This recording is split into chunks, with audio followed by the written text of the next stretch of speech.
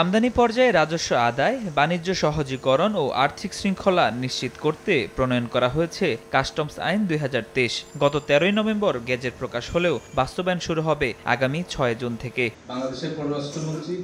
রোববার মতিঝিলে আইনটির পরিচিতি উপলক্ষে কর্মশালার আয়োজন করে এফবিসিসিআই ও এনবিআর। এ সময় ব্যবসায়ীরা অভিযোগ করেন, বিভিন্ন সময় আইন প্রয়োগের নামে রাজস্ব কর্মকর্তাদের হয়রানির শিকার হতে হয় তাদের। বাড়ার সাথে সাথে ওনারা কিন্তু ডবল করে দেন ট্যারিফ, কিন্তু কমার সাথে সাথে ওটাকে করেন না, ওটা বৃদ্ধি থেকে যায়। আমরা ব্যবসায়ীরা রাজস্ব বেশি দিতে চাই, তাই বলে পেনাল্টি দিয়ে ক্ষতিগ্রস্ত হয়ে রাজস্ব কেউ দিতে চায় না, ভুল হতেই পারে।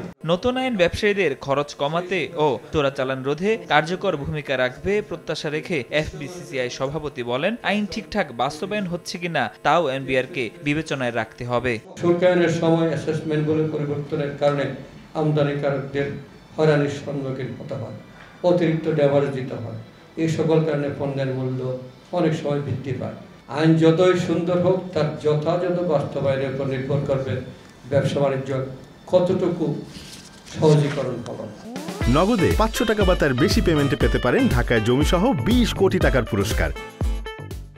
এ সময় আইন অমান্যকারী ব্যবসায়ীদের শৃঙ্খলার ভেতরে আনতে বড় আকারের জরিমানার কথা বললেন এনবিআর চেয়ারম্যান।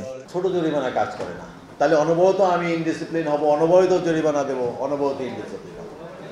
সেই কারণে হয়তো জরিমানার পরিমাণটা অনেক সময় বেশি হয়। প্রতি মুহূর্তে আপনাদের সাথে আলোচনার রাস্তা আমরা খোলা রাখছি, যে যখনই কোনো জিনিস জানতে চাবেন আমরা আপনাদেরকে এডুকেট করার জন্য রেডি আছি।